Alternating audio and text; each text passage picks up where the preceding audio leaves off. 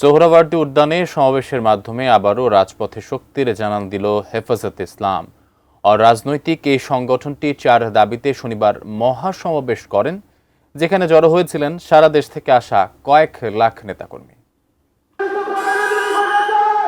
হেফাজতে ইসলামী সমাবেশ ঘিরে শনিবার ভোর থেকে মিছিল নিয়ে আসতে শুরু করেন সংগঠনটির নেতাকর্মীরা। দেশের বিভিন্ন জেলা থেকে তারা এই সমাবেশে যোগ দেন। এ সময় অনেকেই সঙ্গে করে এনেছিলেন কালেমা খচিত পতাকা। গাজার নির্যাতিত মানুষের প্রতি সংহতি জানাতে কারো কারো হাতে ছিল ফিলিস্তিনের পতাকাও। দোয়েল চত্বর, টিএসসি, শাহবাগ, রমনা সংলগ্ন গেট দিয়ে হেফাজতে ইসলামী নেতাকর্মীরা মিছিল নিয়ে সোহরাওয়ার্দী উদ্যানে ঢোকেন। সমাবেশের আনুষ্ঠানিক কার্যক্রম শুরুর আগেই কানায় কানায় পূর্ণ হয় সোহরাওয়ার্দী উদ্যান। জনসমাগম ছড়িয়ে পড়ে আশপাশের সড়কেও।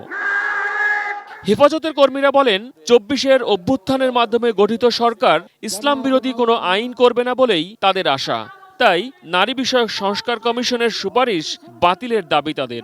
মুসলমানদের কলিজার স্বার্থে আঘাত লাগে এইরকম আইন বাংলার জমিনে আমরা বাস্তবায়ন হতে দিব না। যেভাবে নারীদের অধিকার প্রস্তাবনা করা হয়েছে, এই পাশ্চাত্য নীতিমালা আমরা মানি না।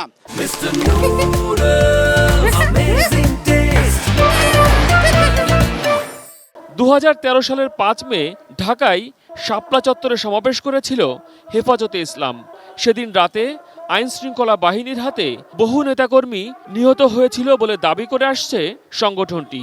সোহরাওয়ার্দী উদ্যানের সমাবেশে অংশ নিয়ে সেই ঘটনার বিচার চাইলেন হেফাজতে ইসলামীর নেতাকর্মীরা। ডক্টর ইউনূস সাহেব ক্ষমতা আসার পরে আমরা অত্যন্ত আশাবাদী ছিলাম যে বাংলাদেশের জনগণ শাপলা হত্যাকাণ্ডের বিচারের মুখোমুখি করে আওয়ামী লীগকে এবং শেখ হাসিনাকে বিচারের মুখোমুখি করবেন। এবং 2013 সালে শাপলা চত্বরে যে সমস্ত ওলামায়ে কেরামের উপর নির্বিচারে মামলা করা হয়েছে, মিথ্যা মামলা দেওয়া হয়েছে, সেই মামলা যেন অতি সত্বর সেই মামলা যেন প্রত্যাহার করা হয়। অনেকেই বিভিন্ন মামলা তাদের প্রত্যাহার করে নেওয়া হচ্ছে, অথচ হেফাজতের নিরীহ এবং সম্পূর্ণ অন্যায়ভাবে যাদের বিরুদ্ধে মিথ্যা মামলা দেওয়া হয়েছে তাদের মামলাগুলো এখনো প্রত্যাহার করা হয় নাই।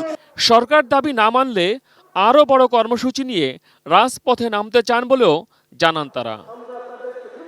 মহসিন কবির, এটিএন নিউজ, ঢাকা।